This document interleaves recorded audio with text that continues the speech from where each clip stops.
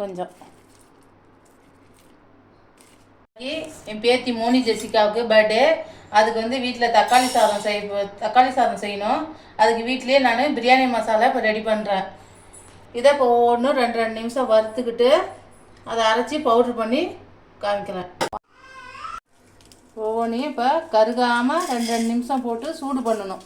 சூடு பண்ணால் போதும், கருகக்கூடாது. கருகுனா கசப்பு தன்மை எடுத்துரும் எந்த ஒரு சாப்பாட்லேயும். இது வந்து தக்காளி சாதம், வெஜிடபிள் சாதம், mutton biryani, chicken biryani, plain kurma, chicken குழம்பு, கறி குழம்பு எல்லாத்துக்குமே இதை யூஸ் பண்ணிக்கலாம். குழம்பு ரொம்ப டேஸ்ட்டாக இருக்கும் இந்த மாதிரி யூஸ் பண்ணலாம்.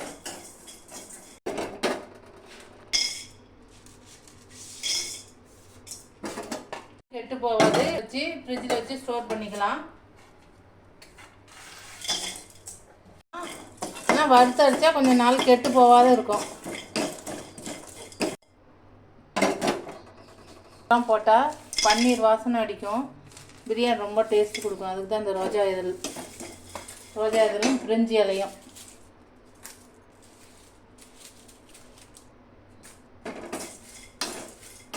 மட்டன் பிரியாணிங்களுக்கு கொஞ்சம் அதிகமாக போடணும், சிக்கனுக்கு கொஞ்சம் 1/2 ஸ்பூன் கம்மியாக போடணும் மசாலா. இது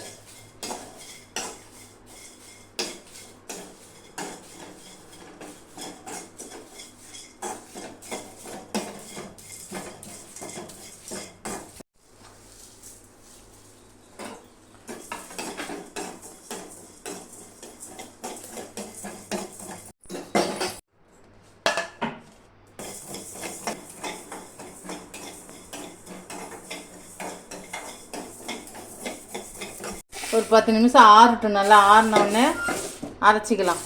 பாருங்கள், இந்த பிரியாணி தூள் இது குழம்புன்னா இது இவ்வளோ தாங்க போடணும். 1 ஸ்பூன் அளவு தான் போடணும் கறி குழம்பு. பிரியாணினா இந்த இவ்வளோ போடலாங்க. அப்படின்னா மட்டன் பிரியாணிக்கு இவ்வளோ போடலாம், சிக்கன் பிரியாணிக்குன்னா இதில் பாதி தான் போடணும். ஷேர் பண்ணுங்கள், ட்ரை பண்ணி பாருங்கள். தேங்க்யூ.